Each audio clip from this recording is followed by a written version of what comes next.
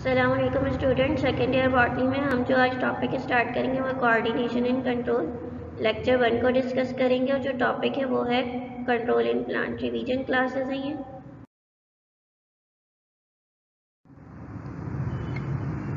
Control in plant क्या है? Plant को जो है वो अपना हाइट, अपनी लेंथ, अपने वेट को इंक्रीज करना जो है वो ग्रोथ कहलाता है। इस ग्रोथ पे जो है वो कुछ एक्सटर्नल फैक्टर्स भी इन्फ्लुएंस करते हैं और कुछ इंटरनल फैक्टर्स भी इन्फ्लुएंस करते हैं। अब एक्सटर्नल या इंटरनल फैक्टर्स की अगर बहुत ज़्यादा एक्सेस अमाउंट में इफेक्ट प्रोड्यूस हो जाए या बहुत मिनिमम अमाउंट में इफेक्ट प्रोड्यूस हो तो प्लांट का जो वो मेटाबॉलिक एक्टिविटी वो डिस्टर्ब हो जाती है। तो प्लांट जो है वो कुछ ना कुछ मैकेनिज्म, कुछ ना कुछ एडाप्टेशंस को परफॉर्म करता है ताकि वो अपनी ग्रोथ को रेगुलेट कर सके। तो वो मैकेनिज्म्स क्या हैं? कंट्रोल करेगा अपनी ग्रोथ को हार्मोन्स के थ्रू, प्लांट मूवमेंट है, biological clock on circadian rhythm, photoperiodism, response to environmental stress, defence against pathogen.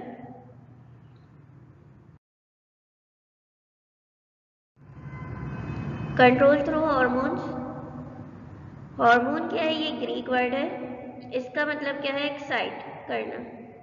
Chemical substances हैं जो प्लांट की बॉडी में प्रोड्यूस होंगे, प्लांट की जो ग्रोथ है उसको इंक्रीज करेंगे।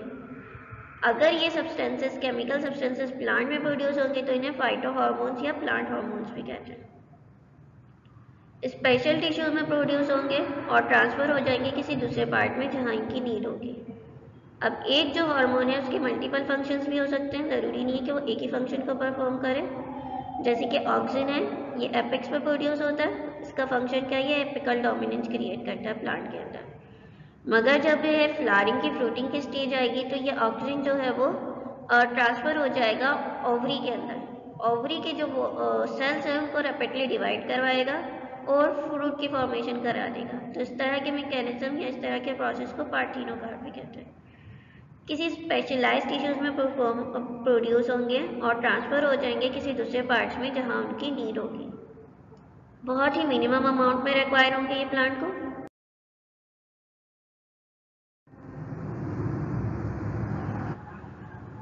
प्लांट हार्मोन जो है वो डिफरेंट प्रोसेस परफॉर्म करता है कोऑर्डिनेशन एंड कंट्रोल सिस्टम को परफॉर्म करने के लिए प्लांट में।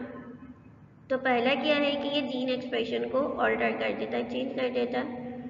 अगर प्लांट को फेवरेबल कंडीशन है, तमाम चीज़ों से रिक्वायर हैं, तो वो क्या करेगा? प्रोटीन सिंथेसिस को बढ़ा देगा क्योंकि उसके लिए फेवरेबल कंडीशन है। तमाम ग्रोथ प्रोड्यूसिंग सब्सटेंसेस उसमें प्रोड्यूस हो रहे हैं तो प्रोटीन सिंथेसिस को इंक्रीज कर देगा। अब किसी भी सब्सटेंस की शॉर्टेज हो जाए, अनफेवरेबल कंडीशन क्रिएट हो जाए प्लांट के लिए, तो वो उसी प्रोटीन सिंथेसिस को कम कर देगा। परमिएबिलिटी को चेंज कर देगा सेल मेम्ब्रेन की। ये एक सेल है। कुछ सब्सटेंसेस ऐसे होते हैं जिन्हें प्लांट बॉडी अपने अंदर इंटर नहीं होने देती, इनकी एंट्री को ब्लॉक कर देती है। मगर ये हार्मोन्स क्या करते हैं? इन सब्सटेंसेस की एंट्री करवा देते हैं उस सेल के अंदर। तो इस तरह ये सेल की परमिएबिलिटी चेंज कर देते हैं। ग्रोथ को प्रोड्यूस करेंगे डिफरेंट प्लांट पार्ट्स में, सेल डिवीजन करवा देंगे, कहीं जो है वो फ्रूट राइपनिंग करवा देंगे। डिफरेंट मैकेनिज्म डिफरेंट तरह के परफॉर्म करेंगे और ये डिपेंड करता है कि प्लांट को किस वक्त किस चीज़ की नीड है। मूवमेंट क्या है? लोकोमोशन एक एबिलिटी होती है एनिमल्स की कि वो एक जगह से दूसरी जगह मूव कर जाते हैं क्योंकि वो किसी फिक्स पॉइंट से अटैच नहीं होते। प्लांट के अंदर जो है वो लोकोमोशन होती नहीं है क्योंकि ये एबिलिटी सिर्फ और सिर्फ एनिमल्स की है। ये तो अटैच होते हैं फिक्स पॉइंट से, रूट्स के थ्रू। तो इनके जो डिफरेंट पार्ट्स हैं वो मूवमेंट शो करते हैं। या तो किसी पार्ट की बहुत ज़्यादा ग्रोथ हो जाएगी तो वो कर्व होने लग जाएगा, बैंड होने लग जाएंगे, या डिफरेंट पार्ट्स जो है, अगर एक लीफ इस तरह रिजिड है, अगर उसमें वाटर की कंटेंट बिल्कुल कमी हो जाएगी तो वो इस तरह फ्लैसिड होने लग जाएगा, मुरझाना शुरू कर देगा। तो इस तरह के डिफरेंट मूवमेंट को शो करते हैं प्लांट्स। पर्टिकुलर डायरेक्शन में होगी अगर मूवमेंट और एक्सटर्नल स्टिमुलाई की वजह से होगी तो इस तरह के मूवमेंट को ट्रॉपिज्म मूवमेंट कहते हैं। एक्सटर्नल स्टिमुलाई कुछ भी हो सकते हैं, लाइट हो सकती है, टेम्परेचर हो सकता है, कोई भी वो चीज़ जो उसको एक्सटर्नली इफेक्ट करे वो एक्सटर्नल स्टिमुलाई यानी एक्सटर्नल चेंजेस होंगे प्लांट में। तो अगर डायरेक्शनल मूवमेंट हो और एक्सटर्नल स्टिमुलाई की वजह से हो तो इस तरह की मूवमेंट को ट्रॉपिज्म मूवमेंट कहते हैं। डिफरेंट टाइप्स हैं ट्रॉपिज्म मूवमेंट के।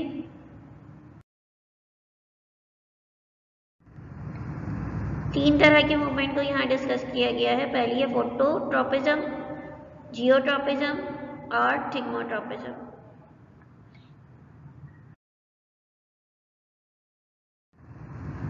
फोटोट्रॉपिज्म किसे कहते हैं? अगर प्लांट जो है वो फिक्स है मगर उसके पार्ट जो हैं वो लाइट की स्टिमुलाई को रिसीव करके वहां पर मूव करना शुरू कर दें तो इस तरह की मूवमेंट फोटोट्रॉपिज्म मूवमेंट कहलाती है।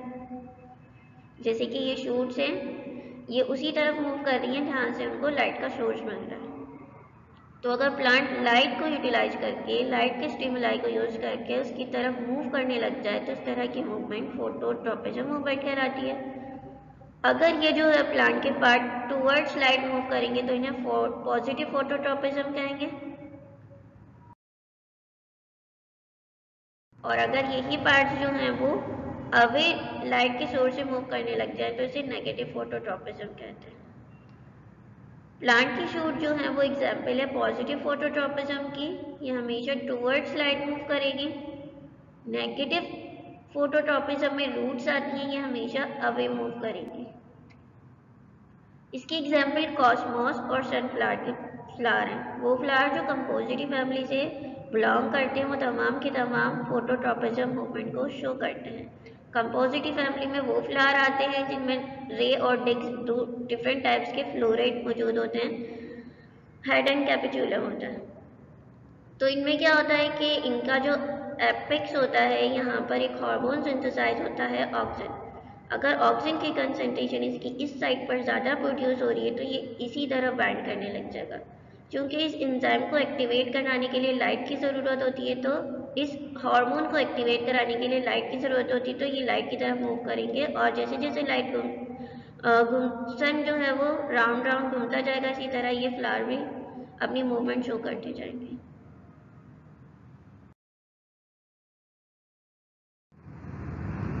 जियोट्रॉपिज्म किसे कहते हैं? अगर प्लांट फिक्स हो और उसके ऑर्गन जो है वो ग्रेविटी की तरफ मूव करने लग जाए तो इस तरह की मूवमेंट को जियोट्रॉपिज्म मूवमेंट कहते हैं।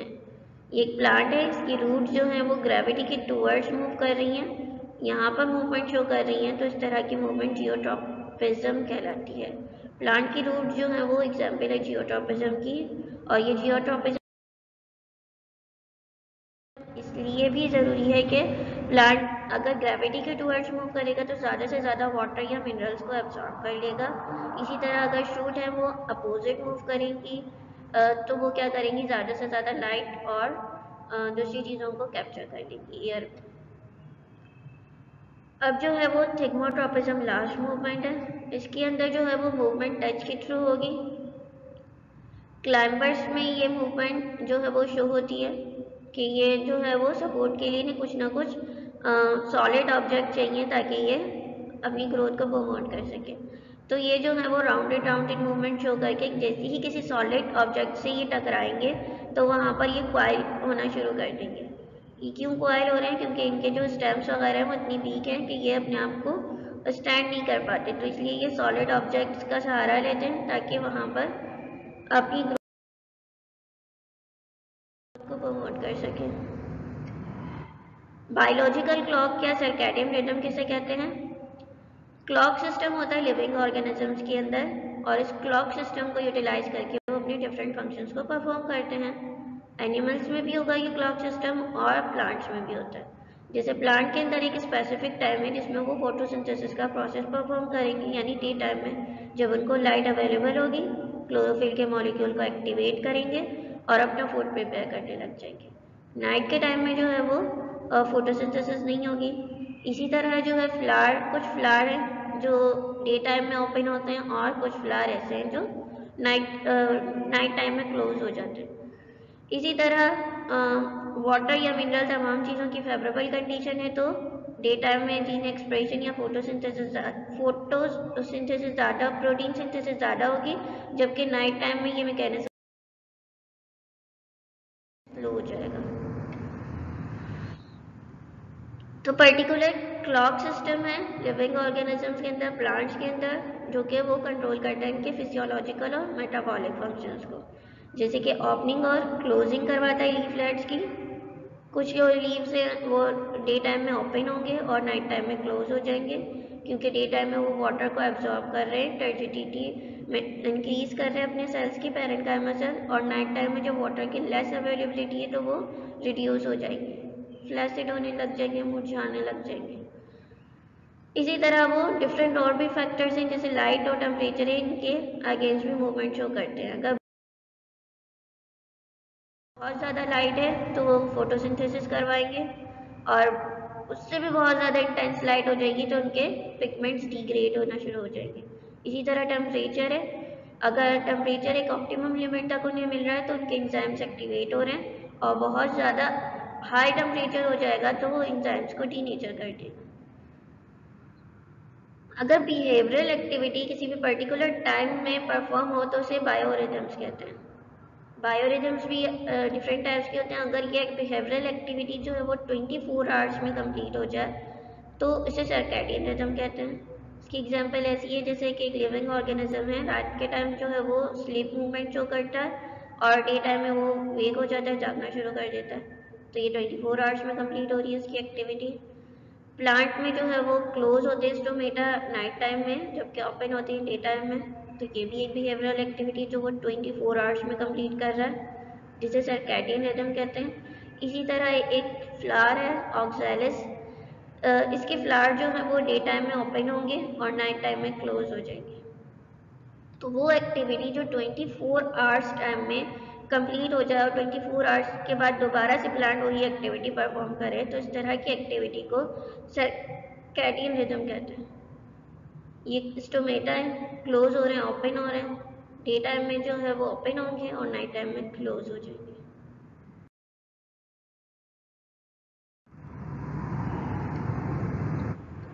इसी तरह ब्रायोफाइलम एक प्लांट है, डे टाइम में जो है वो कार्बन डाइऑक्साइड को ज़्यादा से ज़्यादा टिक करेगा, फोटोसिंथेसिस का प्रोसेस परफॉर्म करेगा, और फिर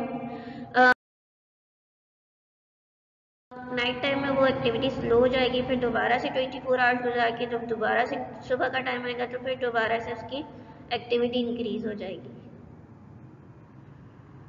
अगर बायोरिदम जो है वो 1 ईयर में कंप्लीट हो तो इस तरह की एक्टिविटी को या इस तरह के रिदम्स को जो है वो सर्का एनुअल रिदम्स कहते हैं। एग्जाम्पल है जैसे कि कुछ फ्लावर्स हैं, फ्रूट्स हैं जो साल में सिर्फ एक ही बार आते हैं, तो इस तरह एप्पल है जो सिर्फ और सिर्फ विंटर में आएगा, तो ये सर्का एनुअल रिदम की एग्जाम्पल है। मैंगो के फ्रूट्स हैं जो साल में एक ही दफ़ा आते हैं, वो भी सर्का एनुअल रिदम्स की एग्जाम्पल है। तो प्लांट का फ्रूट को प्रोड्यूस करना ये सर्का एनुअल रिदम्स की एग्जाम्पल्स हैं। इसी तरह एक और एग्जाम्पल है जैसे कि एनुअल रिंग की फॉर्मेशन होना, ये भी सर्का एनुअल रिदम की एग्जाम्पल है। सेकेंडरी ग्रोथ होती है प्लांट के अंदर, कैम्बियम सेल्स एक्टिव हो जाते हैं और सेकेंडरी जाइलम और सेकेंडरी फ्लोएम को प्रोड्यूस करने लग जाते हैं, तो इनके नतीजे में जो है वो एक रिंग्स डेवलप हो जाती हैं जिन्हें एनुअल रिंग्स कहते हैं, और ये एनुअल रिंग्स जो है वो पूरे साल की एक्टिविटी को कंप्लीट करके प्रोड्यूस होती हैं। इन एनुअल रिंग्स जो है वो प्लांट की एज डिटरमाइन की जाती है। तो ये एग्जाम्पल है सर्का एनुअल रिदम्स की। कंट्रोल कैसे करते हैं भाई इन बायोलॉजिकल रिदम्स को या बिहेवियरल एक्टिविटी को, तो कंट्रोल करने के लिए इनके ऊपर कुछ ना कुछ एक्सटर्नल या इंटरनल चेंजेस इन्वॉल्व होते हैं। एक्सोजीनस स्टिमुला से कहते हैं कि जो एक्सटर्नल फैक्टर्स की वजह से हो, जैसे कि टेम्परेचर और लाइट, तो इसे एक्सोजीनस स्टिमुला कहते हैं। एंडोजीनस स्टिमुला वो है जो इंटरनल फैक्टर्स की वजह से हो, जैसे कि प्लांट में हार्मोन का प्रोड्यूस होना, ये एंडोजीनस स्टिमुला है।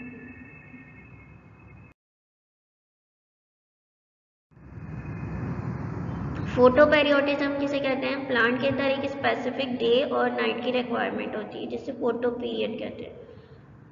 इस डे और नाइट की पीरियड यानी फोटो पीरियड के टूवर्ड्स जो है वो प्लांट का रिस्पॉन्स शो करना फोटोपेरियोटिज्म कहलाता है। फोटोपेरियोटिज्म क्यों ज़रूरी है प्लांट के लिए, ताकि वो सीड को जर्मिनेट कर सके, फ्लावर को प्रोड्यूस कर सके और डिफरेंट फंक्शंस परफॉर्म कर सके। तो इस फोटो पीरियड यानी डे और नाइट की रिक्वायरमेंट, लेंथ की रिक्वायरमेंट के अकॉर्डिंग जो है वो प्लांट को डिफरेंट टाइप्स में डिवाइड किया जाता है। पहली जो टाइप है वो है शॉर्ट डे प्लांट। वो प्लांट जिनको लॉन्ग डार्क पीरियड रिक्वायर हो और शॉर्ट नाइट पीरियड रिक्वायर हो। ये प्लांट्स हैं, अगर इनको ज़्यादा पीरियड जो है वो डार्कनेस का रिक्वायर है और कम से कम जो पीरियड है वो लाइट का रिक्वायर है, तो इस तरह के प्लांट जो है वो शॉर्ट डे प्लांट्स कहलाते हैं। इसके साथ इन्हें लॉन्ग नाइट प्लांट्स भी कहते हैं, शॉर्ट डे और लॉन्ग नाइट। ये प्लांट जो है वो इनको लेस देन 12 आवर्स रिक्वायर होते हैं अपनी फ्लावरिंग को इनिशिएट करवाने के लिए। बेसिकली क्या होता है कि ये जो लाइट है ये इनके कुछ फाइटोक्रोम्स को एक्टिवेट करवाती है और इनकी वजह से जो है इनके अंदर फ्लावरिंग प्रोड्यूस होती है। तो वो प्लांट जिनको डार्कनेस का पीरियड ज़्यादा चाहिए और लाइट का पीरियड कम चाहिए वो शॉर्ट डे प्लांट या लॉन्ग नाइट प्लांट भी कहते हैं। लेस देन 12 आवर्स रिक्वायर है इनको अपनी फ्लावरिंग को इनिशिएट करवाने के लिए। एग्जाम्पल है इसकी क्राइसेंथेमम, ये क्राइसेंथेमम का फ्लावर है, राइस, अनियन और सोयाबीन।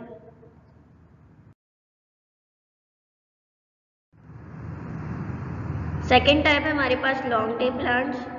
वो प्लांट्स जिनको शॉर्ट पीरियड चाहिए डार्कनेस का और लॉन्ग पीरियड चाहिए लाइटनेस का, तो इस तरह के प्लांट्स को लॉन्ग डे प्लांट कहते हैं। ज़्यादा से ज़्यादा पीरियड इनको लाइट की रिक्वायर है और कम से कम पीरियड इनको डार्क का रिक्वायर है। इस तरह के प्लांट को शॉर्ट नाइट प्लांट्स भी कहते हैं।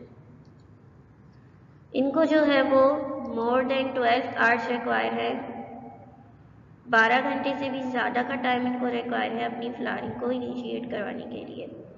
इसकी एग्जाम्पल में स्पाइनच, लेटस, शुगर बीट्स ये तमाम आ जाते हैं।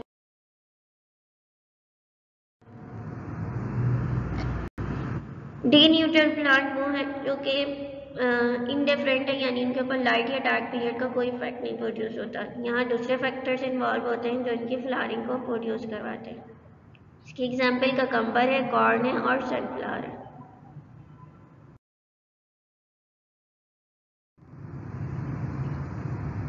फिफ्थ टाइप है हमारे पास रिस्पॉन्स टू एनवायरमेंटल स्ट्रेस।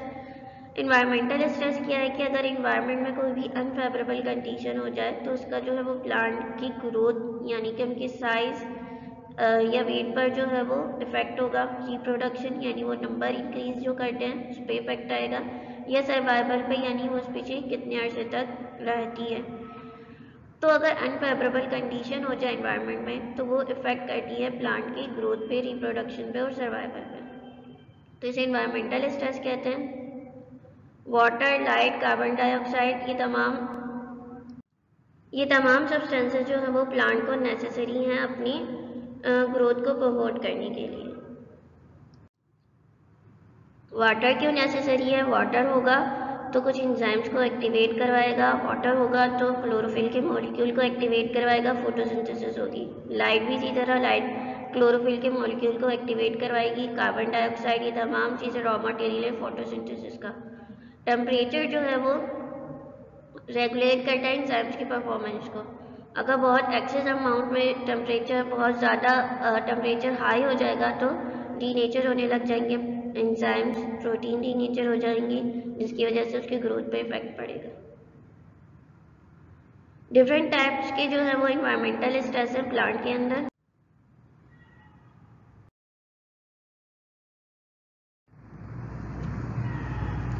पहला है जो रिस्पॉन्स है वो वाटर शॉर्टेज या ड्राउट रेजिस्टेंस का है, यानी जो है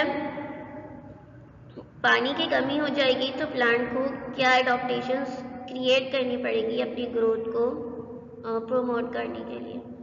तो अगर वाटर की शॉर्टेज हो जाएगी तो प्लांट जो है वो डिफरेंट सिस्टम्स को डेवलप करेगा अपनी बॉडी के अंदर, जैसे कि ट्रांसपायरेशन को स्लो कर देगा। पानी पहले ही उसके पास मौजूद नहीं है, ट्रांसपायरेशन में ऑलरेडी जो है वो वाटर एवापोरेट होता है, रिलीज होता है प्लांट बॉडी से वेपर्स की फॉर्म में। तो ये सबसे पहला जो काम करेगा वो ट्रांसपायरेशन को स्लो कर देगा। कैसे करेगा? स्टोमेटा को क्लोज करके। तो जब वाटर की शॉर्टेज हो जाएगी तो प्लांट सबसे पहले अपने स्टोमेटा क्लोज करेगा ताकि जो इसके अंदर वाटर जो रिजर्व हुआ है पहले से मौजूद है वो मज़ीद एवापोरेट ना हो, मज़ीद ना रिलीज हो इसकी बॉडी से।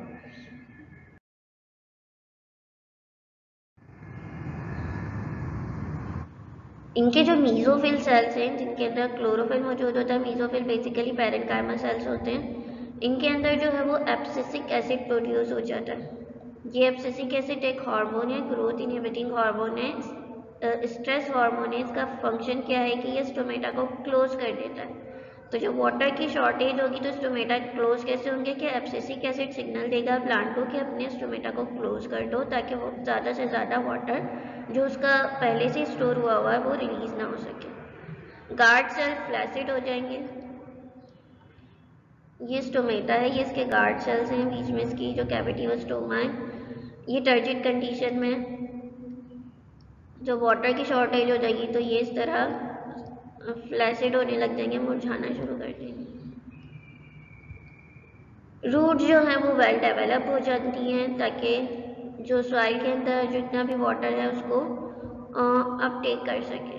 तो दो तरह की रूट्स पढ़ाई थी आपको, एक तो थी हॉरिजॉन्टल रूट्स यानी कि ये डीप जाएंगी प्लांट के अंदर और सॉइल के अंदर जितना भी वाटर है डीप सॉइल में उसको एब्जॉर्ब कर लेंगे, और एक तरह की रूट होती हैं शैलो रूट्स। शैलो रूट्स की ग्रोथ को ये इनहिबिट करता है। शैलो रूट इस तरह की रूट्स होंगी जो सिर्फ ऊपर की लेयर में प्रोड्यूस होंगी, इस लेयर में प्रोड्यूस होंगी। इस लेयर में जितना भी वाटर आएगा वो उसको एब्जॉर्ब कर लेती है।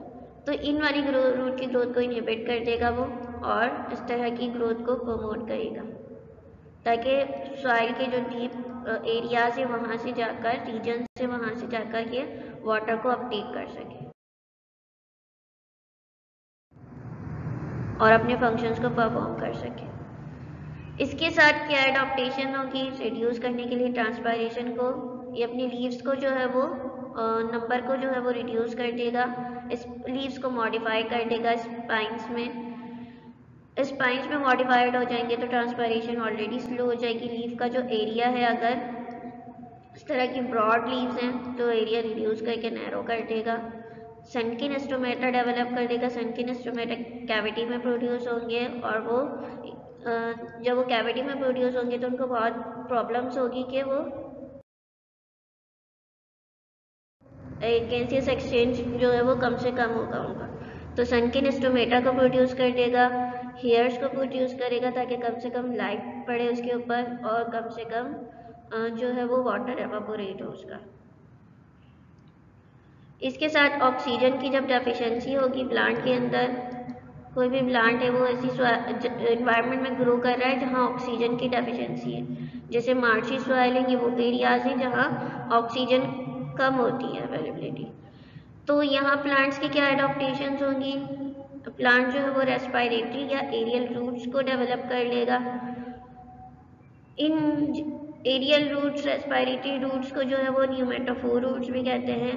इन रूट्स के ऊपर जो है वो कुछ पोर्स होते हैं। इन पोर्स के थ्रू ये है इन्वायरमेंट से ऑक्सीजन को रिसीव करेगा और अपने फंक्शंस को परफॉर्म करेगा।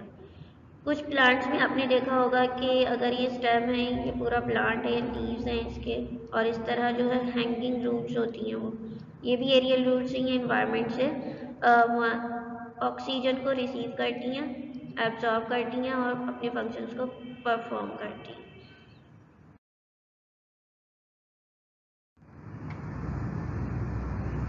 अगर सॉइल का स्ट्रेस होगा तो प्लांट क्या एडाप्टेशंस परफॉर्म करेगा। ये रूट्स हैं प्लांट की, बाहर जो है वो हेलोफिटिक प्लांट है जो सॉल्टी इन्वायरमेंट में रहता है, सॉल्ट ज़्यादा है, वाटर कम है। और अंदर क्या है कंडीशन रूट के अंदर, यहाँ सॉल्ट कम है और वाटर ज़्यादा है। तो ये वाला सोल्यूशन हाइपोटोनिक हो गया और ये वाला सोल्यूशन हाइपरटोनिक हो गया।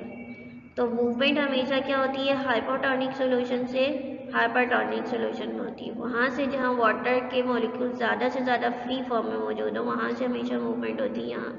अब जब इस तरह की मूवमेंट होगी तो प्लांट के अंदर वाटर की शॉर्टेज होने लग जाएगी, ड्राउट कंडीशन में चला जाएगा, वो विल्टिंग स्टार्ट हो जाएगी। तो यहाँ इनके जो रूट्स हैं यहाँ पर कुछ स्पेशल सेल्स होते हैं, वो क्या करते हैं, सॉल्ट को पहले इंटर करते हैं इन रूट्स के अंदर, तब ये इन्वायरमेंट को चेंज कर देते हैं। अब ये वाटर जो है वो बाहर से अंदर आने लग जाएगा। तो एक्सोस्मोसिस का प्रोसेस होगा और प्लांट जो है वो पहले सॉल्ट की इनटेक करेगा और फिर अंदर के इन्वायरमेंट को चेंज करेगा, हाइपोटोनिक से हाइपरटोनिक कर देगा अपनी इंटरनल इन्वायरमेंट को, और फिर जो बाहर से वाटर है उसको अपटेक करने लग जाएगा। अब प्लांट के अंदर वाटर तो आ गया, मगर अब सॉल्ट भी तो बहुत ज़्यादा हो गया, तो इस एक्सेस सॉल्ट को रिमूव करने के लिए इनके पास सॉल्ट ग्लैंड्स होते हैं। ये जो सॉल्ट है ये प्लांट के लीव्स पे या इनकी स्टेम पे, यहाँ से भी ये जो सॉल्ट ग्लैंड्स होते हैं वो इन सॉल्ट को इस फॉर्म में रिलीज कर देते हैं। अब ये सॉल्ट भी क्या करेंगे, मॉइस्चर से वाटर को इजीली एब्जॉर्ब कर लेंगे। तो ये कुछ एडाप्टेशंस होती हैं अगर सॉल्ट स्ट्रेस आ जाए प्लांट के अंदर। हाई टेम्परेचर होगा तो प्लांट का क्या इफेक्ट होगा भाई? हाई टेम्परेचर बेसिकली जो है वो इसकी प्रोटीन कंपाउंड्स को डीनेचर कर देगा, क्योंकि प्रोटीन्स या एंजाइम्स जो हैं वो टेम्परेचर सेंसिटिव होते हैं। हाई टेम्परेचर हो जाएगा तो ट्रांसपायरेशन का प्रोसेस ज़्यादा हो जाएगा। प्लांट को अपने टेम्परेचर को मेंटेन करने के लिए ट्रांसपायरेशन का प्रोसेस स्टार्ट कर देगा, परफॉर्म करना शुरू कर देगा, ताकि वो कूल डाउन कर ले अपने इंटरनल टेम्परेचर को। इसके अलावा क्या होगा, बहुत ज़्यादा हो गया अब टेम्परेचर, ट्रांसपायरेशन से भी अपने आप को नहीं रिड्यूस कर पा रहा, तो 40 डिग्री से भी अब जब टेम्परेचर होगा तो हीट शॉक प्रोटीन्स प्रोड्यूस होने लग जाएंगी। वो प्रोटेक्ट करेंगे एंजाइम्स को और प्रोटीन्स को। ये जो प्रोटीन्स हैं ये दूसरे एंजाइम्स और प्रोटीन को प्रोटेक्ट करेंगी, फिर एक वक्त आएगा ये खुद डीनेचर हो जाएंगी, फिर प्लांट फिर हीट शॉक प्रोटीन्स प्रोड्यूस करेगा और इस तरह फिर ये दूसरे एंजाइम्स या प्रोटीन की ब्रेकडाउन को बचाएंगी, फिर खुद डीनेचर हो जाएंगी। तो इस तरह जो है वो प्लांट इस तरह की प्रोटीन्स को डेवलप करता रहेगा ताकि ये अपनी दूसरी प्रोटीन्स और एंजाइम्स को प्रोटेक्ट कर सके। सेक्रीफाइसिंग प्रोटीन्स भी कहते हैं। कोल्ड टेम्परेचर होगा तो प्लांट का क्या इफेक्ट होगा भाई? कोल्ड टेम्परेचर होगा तो सेल मेम्ब्रेन जो है वो फोस्फोलिपिड बाइलेयर है, लिपिड है, फ्लूइड कंडीशन में हो जाती है। तो ये जो इसका फ्लूइड का जो इन्वायरमेंट है वो चेंज होने लग जाएगा। जब ये फ्लूइड का इन्वायरमेंट जो है वो लिक्विड कंडीशन फ्लूइड कंडीशन में है, ये सॉलिडिफाई होने लग जाएगी, इंटरनल कंडीशन इसकी चेंज होने लग जाएगी। लो टेम्परेचर ज़्यादा ही इनको क्रिस्टल्स की फॉर्म में कन्वर्ट कर देगा। जब जो है वो इंटरनल स्ट्रक्चर इसका सॉलिडिफाई हो जाएगा तो सेल मेम्ब्रेन का एक फंक्शन है कि ये ट्रांसपोर्ट करती है कुछ सब्सटेंसेस को इन एंड आउट, तो वो इनकी ट्रांसपोर्ट को रिड्यूस कर देगी।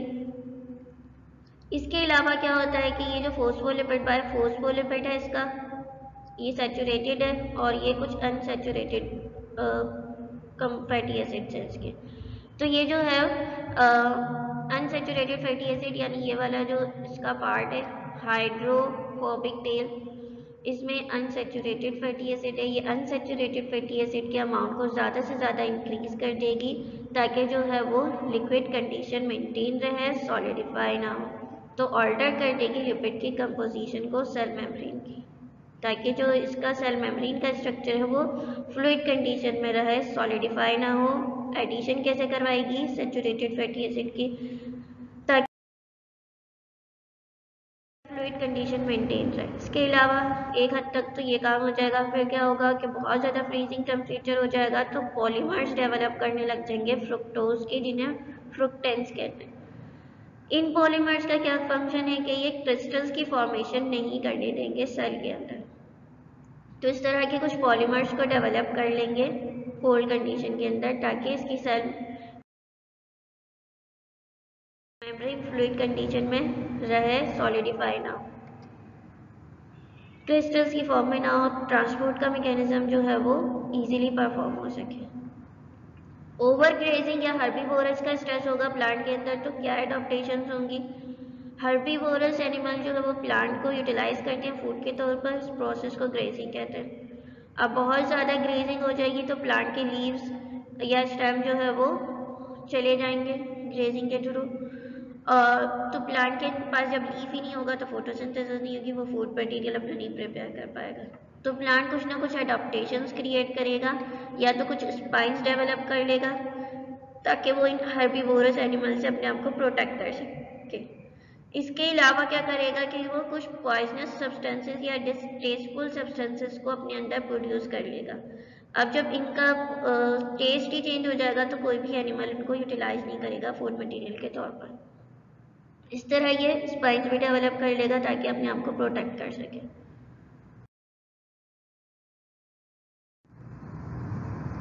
लास्ट जो है वो मैकेनिज्म कौन सा है, वो डिफेंस अगेंस्ट पैथोजन। वायरस हैं, बैक्टीरिया हैं, फंजाई हैं, डिफरेंट टाइप्स के ऑर्गेनिजम्स हैं, ये पैथोजन के तौर पर एक्ट करते हैं और प्लांट के अंदर डिसीजेस कॉज करते हैं। एसेलुलर ऑर्गेनिजम्स हैं, प्रोकैरियोट्स हैं, यूकैरियोट्स हैं, मल्टीसेलुलर हैं। तमाम के तमाम जो हैं वो कुछ ना कुछ डिसीज कॉज करते हैं प्लांट के अंदर, जब इन्हें पैथोजन कहते हैं। अब डिसीज कॉज करेंगे तो प्लांट की इम्यूनिटी ब्रेक हो जाएगी। तो इन एडॉप्टेशंस इन डिफेंस के लिए प्लांट के अंदर कुछ एडॉप्टेशंस परफॉर्म होती हैं। सबसे पहले जो इनकी आउटर एपिडर्मिस जो है वो प्रोटेक्टिव कवरिंग है, इनको प्रोटेक्ट करेगी किसी भी पैथोजन की एंट्री करवाने से अपनी बॉडी के अंदर। बिल्कुल इसी तरह जैसे ऑर्गेनिज्म जो है वो स्लीपर्स का यूटिलाइज करते हैं ताकि वो किसी भी एक्सटर्नल इंजरी से अपने आप को प्रोटेक्ट कर सके। इसी तरह प्लांट्स के अंदर भी एक एपिडर्मल लेयर होती है जो उनको प्रोटेक्ट करती है डिफरेंट इंजरी से, डिफरेंट पैथोजन के अटैक से। तो इस तरह जो है एपिडर्मिस जो है वो फर्स्ट लाइन ऑफ डिफेंस कहलाती है इनकी। ये जो लेयर है एपिडर्मल लेयर, ये फर्स्ट लाइन ऑफ डिफेंस है और ये इसको इंटरनली प्लांट की जो बॉडी है उसको प्रोटेक्ट कर रही है, पैथोजन को इंटर नहीं करवाएगी, उनकी इंजरी ब्लॉक करवा के। मगर कभी ऐसा हो कि एपिडर्मल लेयर रप्चर हो जाए, कुछ वुंड्स लग जाए प्लांट के अंदर, तो पैथोजन इंटर हो जाएगा या स्टोमेटा के थ्रू भी इंटर हो जाएगा प्लांट बॉडी के अंदर। तो अब सेकेंड लाइन ऑफ डिफेंस क्या होगा कि प्लांट अपने अंदर कुछ केमिकल्स को सिंथेसाइज करवाएगा ताकि वो उस पैथोजन के इफेक्ट को डिस्ट्रॉय कर सके। तो इसे सेकेंड लाइन ऑफ डिफेंस कहते हैं। इसी तरह जो है वो इंटर हो गया, केमिकल सब्सटेंसेस प्रोड्यूस कर लिए। अब एक और मैकेनिज्म होगा इसके अंदर कि ये एंटीबायोटिक को डेवलप कर लेगा। एंटीबायोटिक क्या है, केमिकल सब्सटेंसेस हैं जो माइक्रो ऑर्गेनिजम्स की ग्रोथ को इनहिबिट करती हैं या रिड्यूस कर देती हैं। तो प्लांट जो है वो इन्फेक्टेड प्लांट जिसके ऊपर अटैक हो चुका है पहले से किसी भी पैथोजन का, वायरस का, बैक्टीरिया का या फंजाई का, तो वो एंटीबायोटिक्स को डेवलप करेगा। वो एंटीबायोटिक क्या कहलाती है, फाइटोएलेक्सिन। फाइटोएलेक्सिन जो है वो माइक्रो ऑर्गेनिजम्स के इफेक्ट को किल कर देगी या उसको मिनिमाइज कर देगी, उनको इनएक्टिव फॉर्म में ले आएगी कि जो प्लांट की एक्टिविटी को डिस्टर्ब ना कर सके। तो जो है वो प्लांट में दो तरह के प्लांट होते हैं, एक रेजिस्टेंस प्लांट होता है, वो प्लांट जिसके अंदर एबिलिटी हो कि वो किसी भी पैथोजन का मुकाबला कर सकता है, वो कोई भी पैथोजन इसको डिस्ट्रॉय नहीं कर सकता, डिसीज नहीं कॉज कर सकता, तो इस तरह के प्लांट रेजिस्टेंस प्लांट कहलाते हैं। अगर वो प्लांट जिनके ऊपर कोई भी माइक्रो ऑर्गेनिज्म अटैक कर दे, डिसीज कॉज कर दे, तो वो ससेप्टेबल प्लांट कहलाते हैं। तो जब कोई भी पैथोजन अटैक कर देता है उसके ऊपर तो वो ससेप्टेबल कहलाएंगे प्लांट्स। अगर उनके अंदर कुछ एंटीबायोटिक्स या कुछ मैकेनिज्म डेवलप हो जाए, वो फाइट कर ले उन माइक्रो ऑर्गेनिजम्स के अगेंस्ट, तो वो रेजिस्टेंस कहलाते हैं। तो एंटीबायोटिक जो है वो रेजिस्टेंस क्रिएट करती है माइक्रो ऑर्गेनिजम्स के अगेंस्ट ताकि वो अपने प्रोटेक्ट कर सके। तो आज का लेक्चर हमारा यहीं तक था। नेक्स्ट लेक्चर में जो है वो हम प्लांट हार्मोन्स को डिस्कस करेंगे। इस तरह हमारा चैप्टर 3 का भी रिवीजन कंप्लीट हो जाएगा। तो जब तक के लिए खुदा हाफिज़।